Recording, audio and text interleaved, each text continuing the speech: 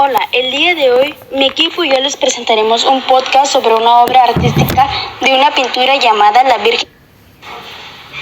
Hola, el día de hoy mi equipo y yo les presentaremos un podcast sobre una obra artística de una pintura llamada La Virgen de la Soledad.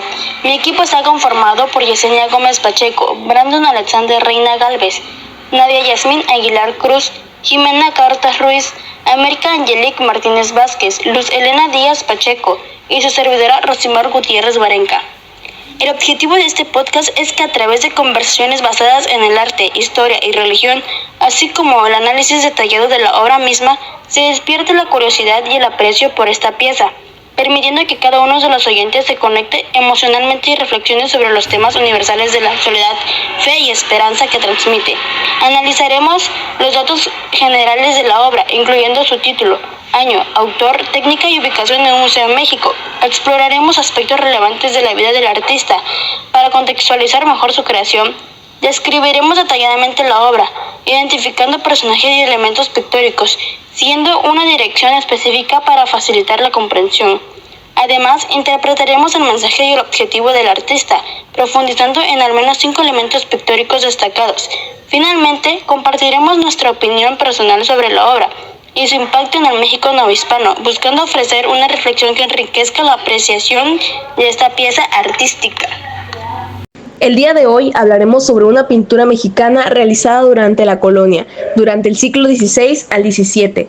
La obra que escogimos se titula La Virgen de la Soledad y fue realizada aproximadamente en el año de 1690 por el pintor Cristóbal de Piampaldo, uno de los más importantes artistas del periodo novohispano. La técnica empleada es óleo sobre tela, que era común en la época para la elaboración de obras religiosas destinadas al culto y a la devoción. La Virgen de la Soledad es un ejemplo del estilo barroco novohispano, que combina elementos europeos con influencias indígenas y africanas. Este estilo se caracteriza por la utilización de colores vivos, la ornamentación profusa y la representación de temas religiosos. La versión del Museo Amparo, en madera tallada y policromada, muestra la habilidad de los artistas novohispanos para trabajar con materiales y técnicas diversas. La policromía añade un nivel de complejidad y belleza a esta obra. Esta pintura se encuentra actualmente en el Museo de la Basílica de Guadalupe, ubicado en la Ciudad de México. Este museo resguarda una gran cantidad de obras del periodo virreinal que tienen una profunda carga religiosa y simbólica. Y la Virgen de la Soledad es una de las piezas más representativas de la iconografía mariana del barroco novohispano. Villalpando fue conocido por su habilidad para integrar dramatismo, misticismo y elementos simbólicos en sus composiciones. En esta obra en particular, transmite con gran intensidad el dolor de María tras la crucificación de Jesús, convirtiendo la imagen no solo en un objeto de veneración, sino también en una herramienta de reflexión emocional y espiritual para los fieles de la época. Aspectos más relevantes de la vida del artista.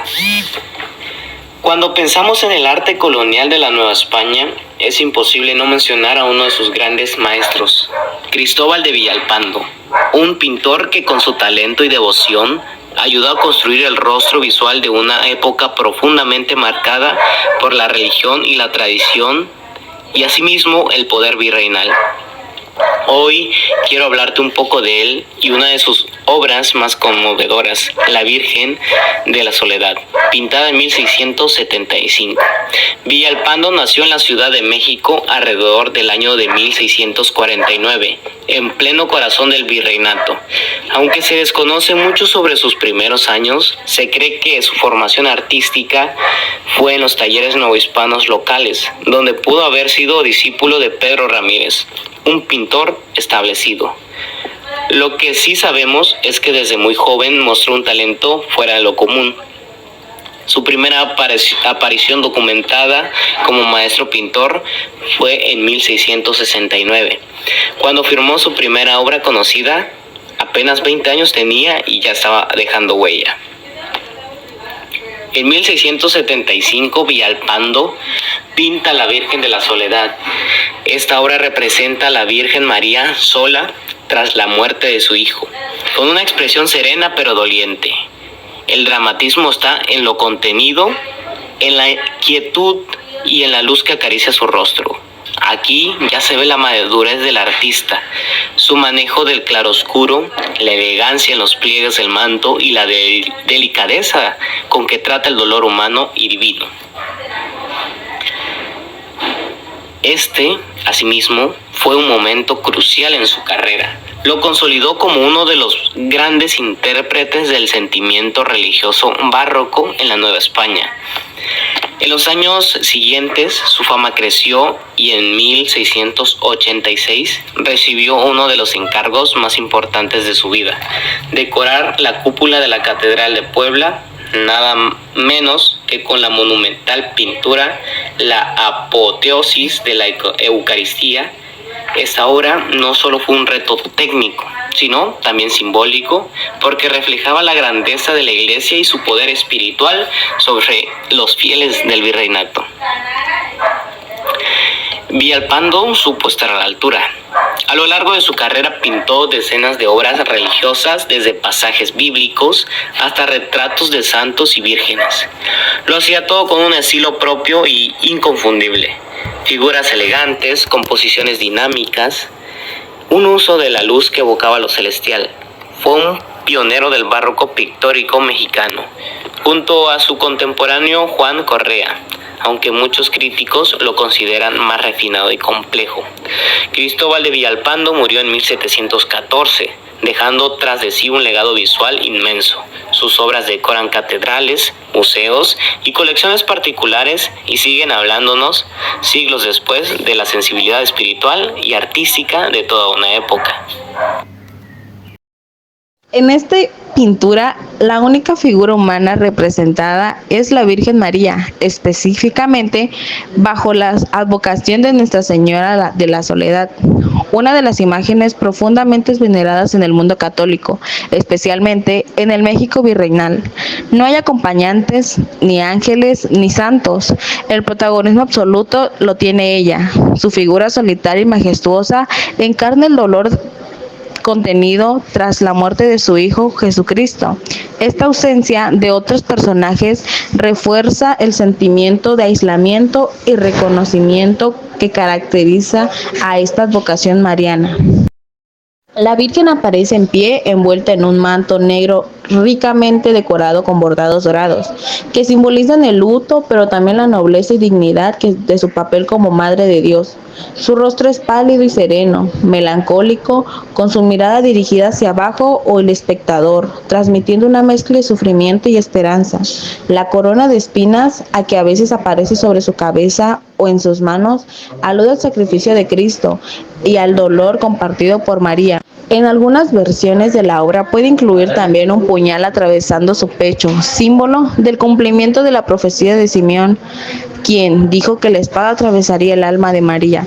El fondo de la obra es generalmente oscuro, casi negro, lo cual no solo representa el duelo, sino que también permite que la figura de la Virgen resalte de manera intensa, como si irradiara una luz divina desde su interior.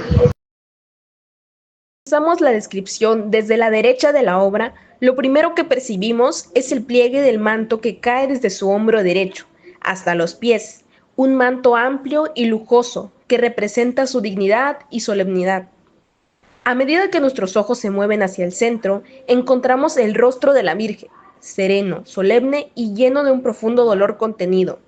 Sus ojos pueden estar entrecerrados o ligeramente inclinados hacia abajo, lo cual acentúa la expresión de introspección y resignación. En el centro del cuerpo, sus manos están colocadas sobre el pecho, juntas en oración o sosteniendo algún símbolo, del maritio como un clavo o sudario. Al mover la vista hacia la izquierda, observamos la continuidad del manto, que cubre completamente su cuerpo hasta el suelo, simbolizando el recogimiento y su entrega total al sufrimiento. El entorno es oscuro y neutro, lo que provoca que todos los elementos visuales se concentren exclusivamente en ella, creando un ambiente íntimo y profundamente devocional.